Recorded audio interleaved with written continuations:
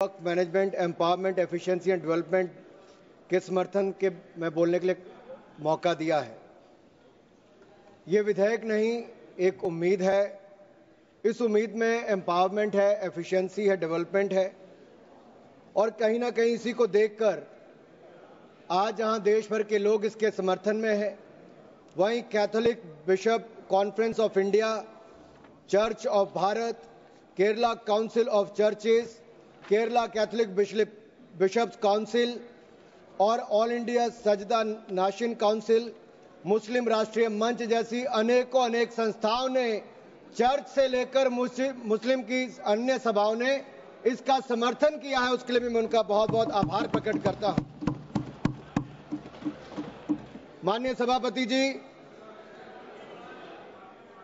वक्फ को बदलने का वक्त आ गया है, क्योंकि यह अत्याचार और भ्रष्टाचार का एक ऐसा अड्डा बन गया है। उसको खत्म करने का और बदलने का समय आया है। भारत को वक्फ के खौफ से आजादी चाहिए, क्योंकि यहां पर यह जो पहले कांग्रेस के जमाने में बना वक्फ का कानून है, वह उसका मतलब तो यही था, खाता ना वही जो वक्फ कहे वही सही। यानी कि जहां पे कह दिया वक्फ की जमीन है, वो फिर वक्फ की जमीन हो गई। वो जिम्मेदारी उनकी नहीं है कहने की, बताने की कि ये कैसे उनकी जमीन है, लेकिन जिसकी चले गई वो बेचारा दर दर भटकता है और उसको इंसाफ भी नहीं मिलता है। मैं इसके बारे में विस्तार में बताऊंगा, लेकिन आज एक बार फिर कांग्रेस देश को और देश में भ्रम फैलाने का प्रयास कर रही है। एक और तो वो हाथ में एक लाल सी किताब लेकर चलते हैं, जो कहने के लिए संविधान है लेकिन संविधान नहीं है। अगर संविधान की आप इस कॉपी को देखेंगे तो आपको एहसास होगा कि बाबा साहब अंबेडकर का सपना था कि एक देश में तो एक ही संविधान रहेगा। आपने एक देश में दो विधान बनाने का काम किया है। आपको तय करना है संविधान के साथ रहना है कि वक्फ के साथ रहना है, वक्फ के साथ रहना है कि संविधान के साथ रहना है, आपको तय करना पड़ेगा। और यही नहीं, और जो लोग बड़ी बड़ी बातें यहां पे कर रहे थे, उनको यही कहना चाहता हूं, ये हिंदुस्तान है, पाकिस्तान या तालिबान नहीं। यहां बाबा साहब का संविधान चलेगा, काबिले का फरमान नहीं, मुगलिया फरमान नहीं चलने वाला। यहां पर एक नहीं अनेक ऐसे उदाहरण देखने को मिलेंगे। माननीय सभापति जी, आज हम केवल संविधान संशोधन पर चर्चा नहीं कर रहे, लेकिन एक ऐसे समानांतर सत्ता को चुनौती दे रहे हैं जो दशकों से अनियंत्रित रूप से अस्तित्व में है। वक्फ संशोधन बिल 2025 केवल कानून में बदलाव नहीं, बल्कि एक संदेश है। संदेश स्पष्ट है कि देश में एक ही कानून चलेगा, भारत का संविधान, और भारत के संविधान के ऊपर कुछ नहीं है। वक्फ बोर्ड का उद्देश्य मुस्लिम समुदाय के कल्याण के लिए संपत्तियों का प्रबंधन करना था, लेकिन कांग्रेस और उसके सहयोगी दलों ने इस भूमि को अपारदर्शी और एक गैर जिम्मेदाराना तरीके से राजनीतिक संरक्षण देते हुए एक ऐसा साम्राज्य बनाया जहां पर इन्होंने इसको अपना वोट बैंक का एटीएम बनाकर रख दिया है। 70 सालों से इन्होंने यही किया है। 1947 में भारत ने एक विभाजन देखा है, वो एक परिवार और एक पार्टी के कारण वो विभाजन हुआ है। आज जमीन जिहाद, लैंड जिहाद के नाम पर हम दूसरा विभाजन नहीं होने देंगे, नहीं होने देंगे। एक स्पष्ट संदेश तो यहां पर देना ही चाहते हैं कि मोदी जी के राज में भारत में एक कानून, एक संविधान और एक भारत रहेगा। और एक स्पष्ट संदेश भी है, एक है तो सेफ है। और यही नहीं, हम क्या कह रहे हैं, हम कह रहे हैं कि इस बिल के माध्यम से पारदर्शिता लाएंगे। पारदर्शिता लाएंगे तो जवाबदेही भी तय करेंगे। लेकिन ये लोग जिनके लिए वोट बैंक का एटीएम है, जिनके अपने नेता भ्रष्टाचार के कई मामलों में फंसे हुए हैं, जिनके राज्यों में हजारों करोड़ रुपए के घोटाले हुए, जिनका उल्लेख मैं आगे करने वाला हूं, उस पर भी मैं आपके सामने प्रकाश डालूंगा एक के बाद दूसरी।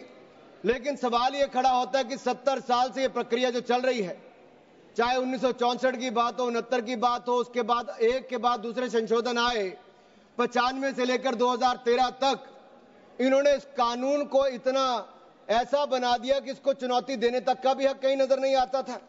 ना कोई ऑडिट, ना कोई निरीक्षण, बस भूमि अधिग्रहण की बात, शहर दर शहर, गली दर गली, इस पर एक तरह से कब्जे के बाद दूसरा कब्जा करने का काम किया गया।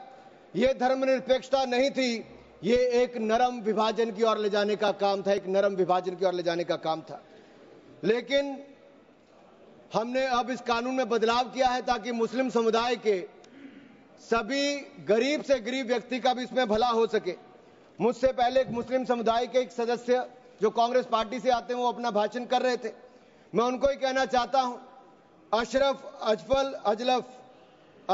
अजलफ और अर्जल, क्या इनमें भी कोई अंतर है?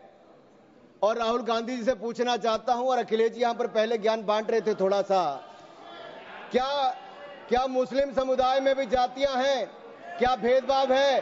क्या छुआछूत है?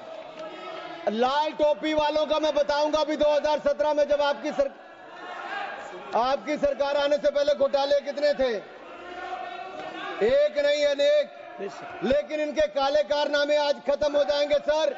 ये विधायक कांग्रेस की तुष्टिकरण की राजनीति का अंतिम संस्कार करने वाला है, मैं विश्वास दिलाना चाहता हूं।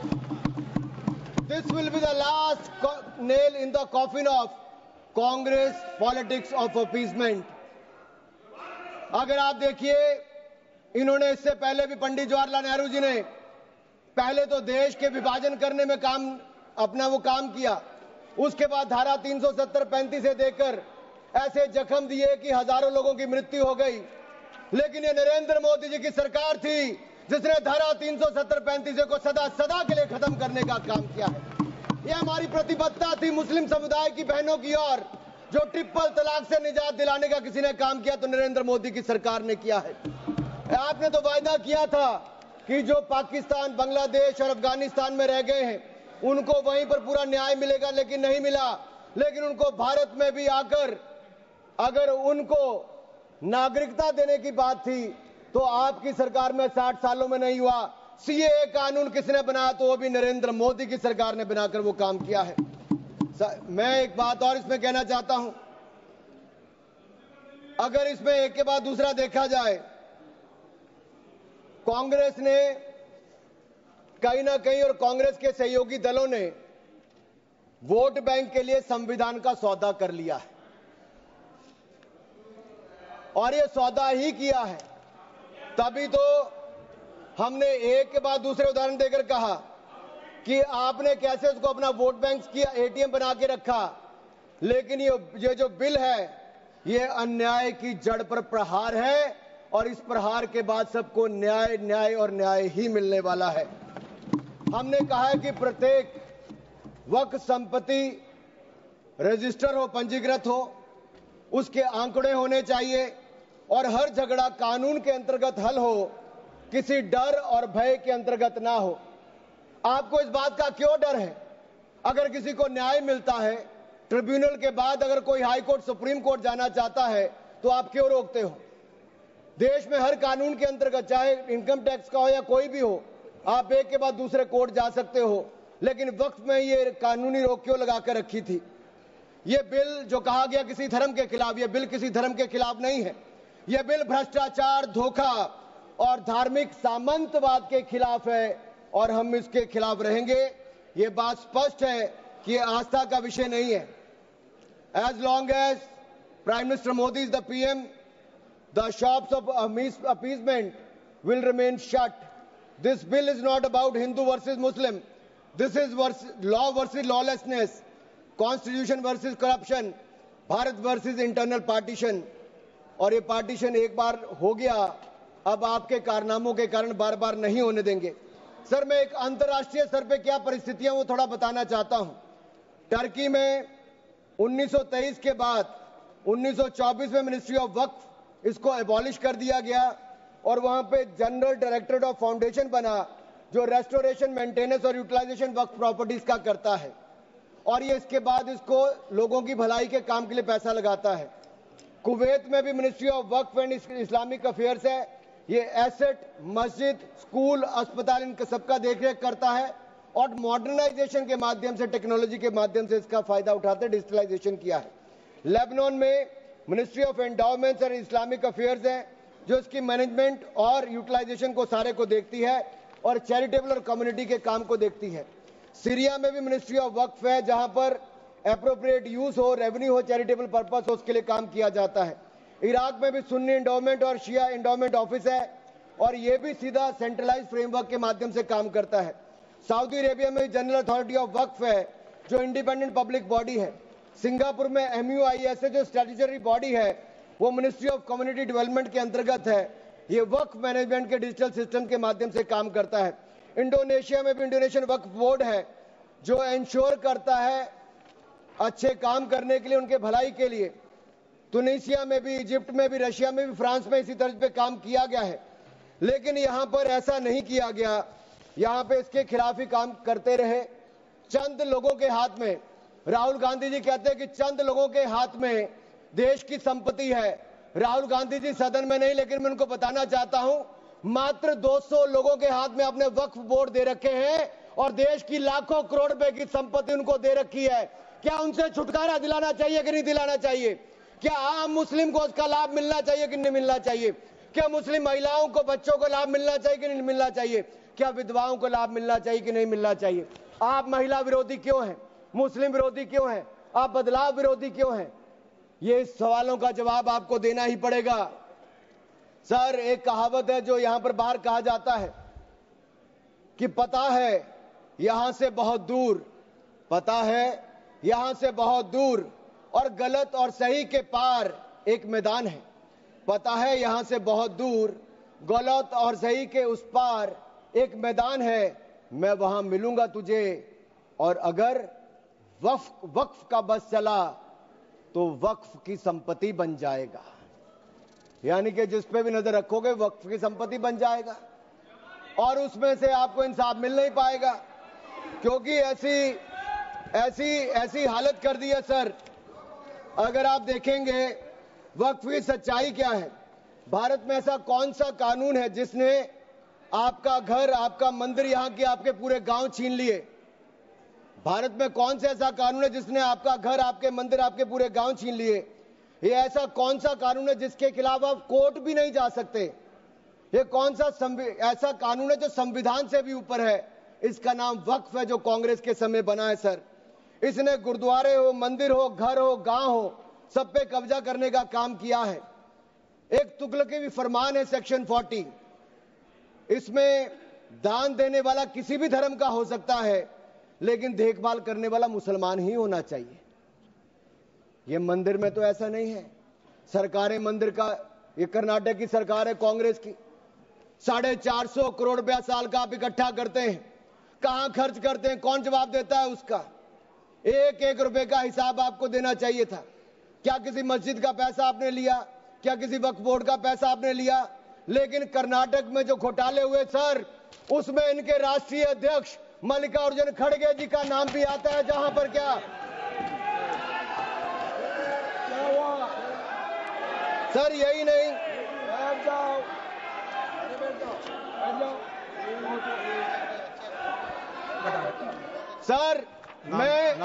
सर मैं इसको माननीय नहीं सर, मैं सबूत के रूप में सर मैं लाया हूं सब कुछ। मैं बोल दिया सर, ऐसा गिवन द डिसीजन निर्णय दे दिया बस। प्लीज सर, नाम नहीं लेता सर, मैं नाम वापस ले लेता हूं।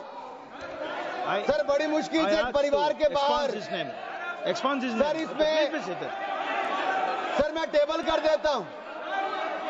सर मैं टेबल कर देता हूं। सर ये मैं टेबल कर देता हूं। सर सर, आपकी अनुमति हो तो मैं ऑथेंटिकेट करके टेबल कर देता हूं। सर जी, नाम वापस ले लिया। एक मिनट, वापस ले लिया। ठीक है, एक मिनट, आप सब बैठिए, आप सभी लोग बैठिए, आप सब लोग बैठिए। माननीय Venugopal ji, please please sir, we are कौन सा रूल में बोल रहा है? To sir, while a member is speaking to him of the नाम डिलीट कर दिया, बताइए। सर हमने कैसे नहीं नो एक मिनट, आप लोग मत बोलिए।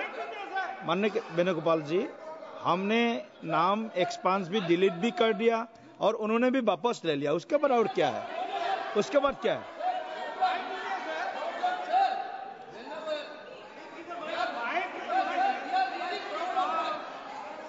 माइक दीजिए। माइक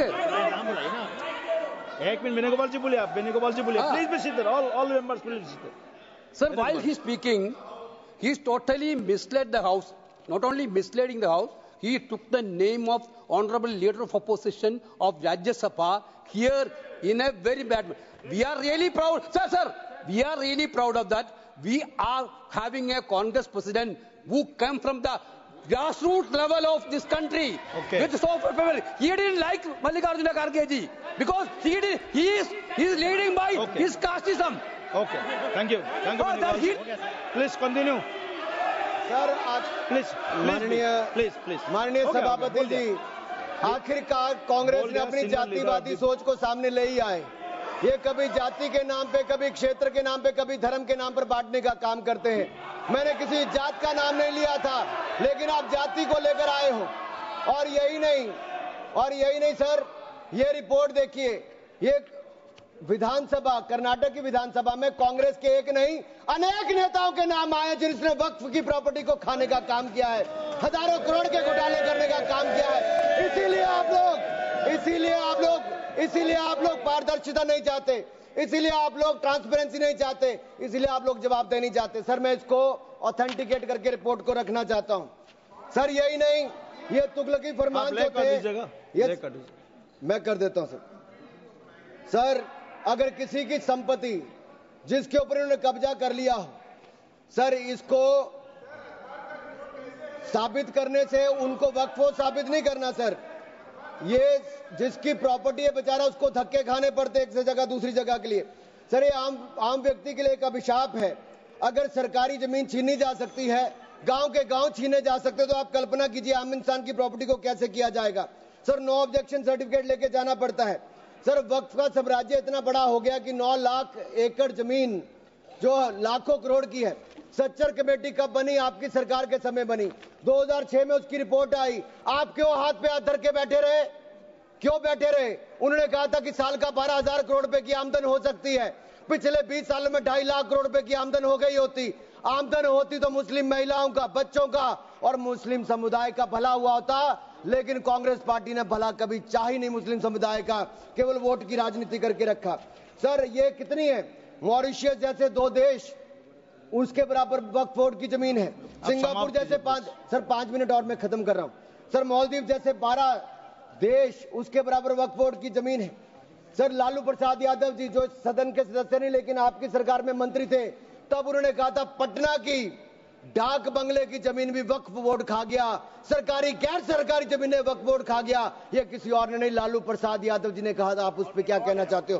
ऑन रिकॉर्ड के पे कहा है। गरीब मुसलमान भी सर इस कानून का शिकार रहे। सर, राजस्थान में रामगंज में वक्फ बोर्ड द्वारा मुसलमानों की जमीनें खाली करा दी, मुस्लिम महिला मर गई। उत्तर प्रदेश में लाल टोपी वालों की सरकार में, सर, ये लाल टोपी के काले कारनामे उत्तर प्रदेश में देखे हैं। इनके उस समय के मंत्री ने सैकड़ों एकड़ जमीन खा गए वहां पे बैठ के आप लोग। सर, यही नहीं, काले कारनामे इनके और भी हैं सर। मैं सर, ये सारा आपकी इजाजत से सर, ये मुस्लिम विरोधी भी है, महिला विरोधी भी है, पसमंदा विरोधी भी है, अहमदिया विरोधी भी है, गोरिया विरोधी भी है। सर, यही नहीं, प्लीज बैठिए सर, यही नहीं, आपका बारी आएगा, आप ये गरीबों के उत्थान के लिए तब भी कुछ नहीं कर पाए सर। आप बैठिए सर, ठीक रिकॉर्ड रखने का इन्होंने कुछ नहीं किया सर। हम क्या कहते हैं, शिया हो, अहमदिया हो, महिला हो, पिछड़े वर्ग के मुस्लिम समुदाय के लोग हो, उनको इसका सदस्य बनाइए। आप क्यों उसको इसका सदस्य नहीं बनाना चाहते? आप मुस्लिम समुदाय में भी जातिवाद करते हो, उनके भी पिछड़े मुसलमानों को नहीं रखना चाहते। सर, यही नहीं, sir, Waqf is a state with in state. ये मुसलमानों का हक मारने का काम किया गया सर। यही नहीं सर, मैं आपको बताना चाहता हूं, 0 अकाउंटेबिलिटी है वक्फ बोर्ड की, 0 अकाउंटेबिलिटी। कैसा क्यों है सर? सर, मनमोहन सिंह जी ने कहा था, कह सकता हूं, वेणु जी के नहीं कह सकता, कह देता हूं, पूर्व प्रधानमंत्री ने कहा था, आप सोच लेना किसने कहा था। पूर्व प्रधानमंत्री ने कहा था, Muslim must have first claim on our resources. एक सदा हिंदू विरोधी रहे हैं, ये केवल मुसलमानों के पक्ष में किया, लेकिन आपने मुसलमानों के लिए कुछ नहीं किया। अगर मुसलमानों को पक्के मकान, पीने का पानी, अच्छी शिक्षा, भोजन ये सब किसी ने दिया है तो नरेंद्र मोदी जी की सरकार ने दिया है। धन्यवाद। यही नहीं सर, 3 मिनट में और सर खत्म कर रहा हूँ। 1 मिनट में खत्म कीजिए सर। 1 मिनट में हो नहीं पाएगा सर। सर ये देखिए सर, मैं रिपोर्ट लाया हूं सर, कहां से कहां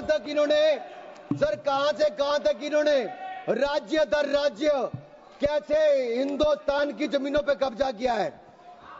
सर ये देखिए सर, आंकड़े आपको दिखाते हैं, एक राज्य नहीं सर। केरल में ये कहते तो हैं कि ये वायनाड के बेटे हैं, बेटी हैं, लेकिन वहां पे भी वक्फ का कहर जारी है सर। पापी वोट बैंक का सवाल है, आप वायनाड में भी चुप रहते हो, कुछ करते नहीं हो। और वायनाड का रहनुमा कहने वाली आज गायब है, और वहां पर भी उनकी संपत्तियों पर हो रहा है सर। इसलिए चर्च ने भी कहा सर, केरल में तो रोज ऐसे हो रहा है सर। बेलगाम हो चुका वक्फ बोर्ड, किसानों, मजदूरों, हिंदुओं की जमीनों को इविक्शन नोटिस दे रहा है सर। एर्नाकुलम में सर 404 एकड़ जमीन पर दावा ठोक दिया है। 604 पिछड़े ईसाई और हिंदू परिवारों के घर छीन लिए। त्रावणकोर में सर राज परिवार की जमीन खा गए। केरल में कांग्रेस और वामदल ने मिलकर बिल पास कर दिया। कर्नाटक में 15,000 एकड़ की कहानी मैं आपको बता चुका हूं।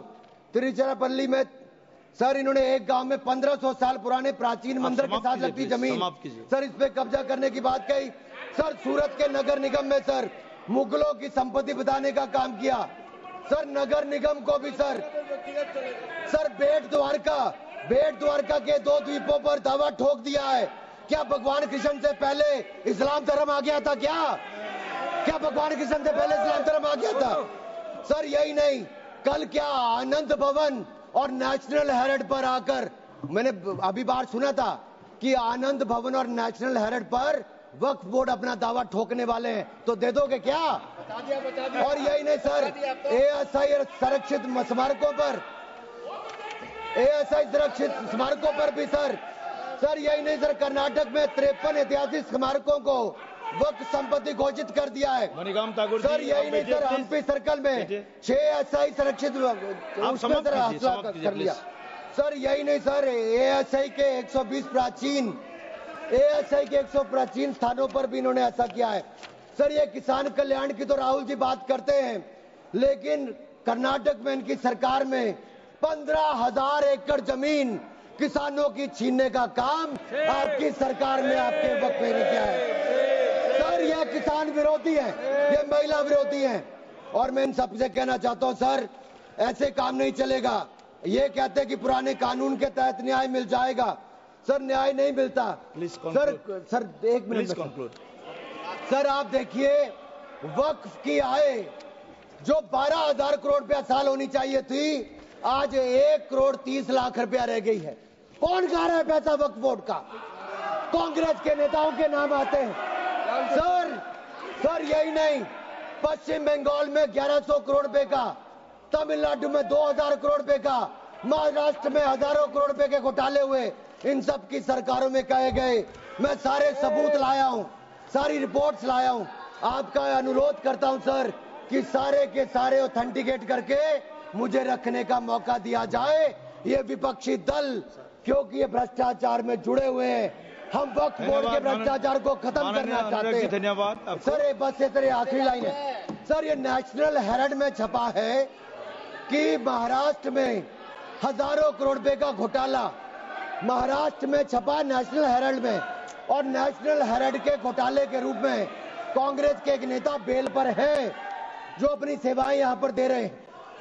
उसी नेशनल हेरिटेज में लिखा गया है ये कांग्रेस तंत्र का वो बंदर है जहां रोटी के बंटवारे के नाम पर ये सारी रोटियां खा जाते हैं सर। सर, ये मंदिरों की जमीन संपत्ति के नाम, ये विशेष कानून इसके लिए क्यों नहीं है सर? ये वक्फ के लिए क्यों है सर? इनका विचार साफ नजर आता है सर। ये मंदिरों का सोना पिघलाकर ये तब तो ले जाते हैं, लेकिन भ्रष्टाचार के नाम पर जमीन पर कब्जा करने के लिए वक्फ बोर्ड बना देते हैं सर। हमारी सरकार वक्फ को पारदर्शी और जवाबदेह करना चाहती है। हमारे पास काफी वक्ताओं का लिस्ट है, सबको बोलने का मौका देना है। लास्ट 30 सेकंड में लास्ट 30 सेकंड सर। सर आपने कहा था कि कोई बीच में टोका टोकी नहीं करेगा, लेकिन इन्होंने तो एक ऐसा जमींदार खड़ा कर दिया है जो एक नहीं अनेक ऐसी हजारों करोड़ रुपए की संपत्तियां खा गए। और कर्नाटक के कुछ नेताओं के, कांग्रेस के नेताओं के नाम है सर, ले सकता हूं, जिनका रिपोर्ट में नाम आया सर, विधानसभा में रिपोर्ट आई है सर, सिटिंग विधायक है, पूर्व विधायक, पूर्व मंत्री, राज्यसभा के प्रतिपक्ष के नेता हैं। ये वक्त की प्रॉपर्टियों पे कब्जा करने वाले, पैसा खाने वाले हैं। और यहां तक कि एक 5 स्टार होटल का भी सुलह कराने के लिए इन्होंने कही। सर मैं इतना ही कहना चाहता हूं, ये बिल मुस्लिमों के जीवन में एक बड़ा बदलाव लाएगा। हर वर्ष हजारों करोड़ कमाने का प्रावधान करके दिखाएगा। अच्छी शिक्षा, अच्छी सुविधाएं, अच्छे मकान, अच्छा इलाज और अच्छा भविष्य देने का काम ये नरेंद्र मोदी की सरकार में वक्फ बोर्ड का संशोधन बिल उम्मीद के माध्यम से एक नई है, उम्मीद बांध कर दिखाएगा, नहीं उम्मीद बांध कर दिखाएगा। बहुत बहुत धन्यवाद। धन्यवाद। माननीय सदस्य श्री अरुण भारती जी। अरुण भारती जी।